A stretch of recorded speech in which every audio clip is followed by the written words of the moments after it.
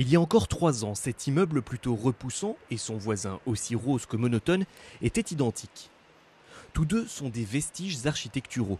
Ils ont survécu à la Seconde Guerre mondiale alors que plus de 80% de Varsovie était rasé en 1945.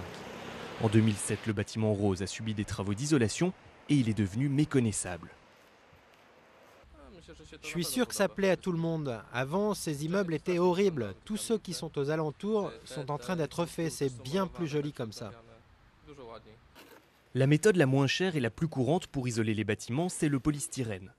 Une fois recouvertes d'une épaisse couche, les façades perdent tout leur caractère. Cet architecte a néanmoins trouvé un compromis avec ses voisins qui voulaient utiliser cette méthode. Il a lui-même conçu un projet pour ne pas massacrer son immeuble des années 30. Si le bâtiment est recouvert de pierre ou d'un revêtement minéral, on n'a presque aucune chance de le sauver. Ce qu'on peut préserver, ce sont les détails. Par exemple, les corniches sous les fenêtres.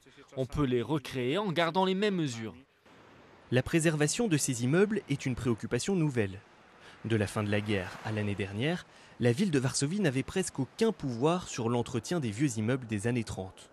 Seuls les bâtiments du centre historique étaient classés au patrimoine national. Mais en juillet 2010, la loi polonaise a changé.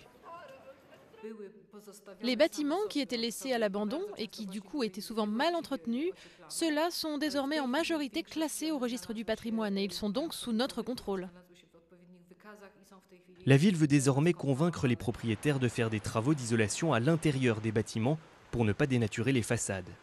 Plus coûteuse et moins pratique pour les habitants, cette méthode est loin de faire l'unanimité. Les quelques 1000 habitations d'avant-guerre de Varsovie sont toujours menacées.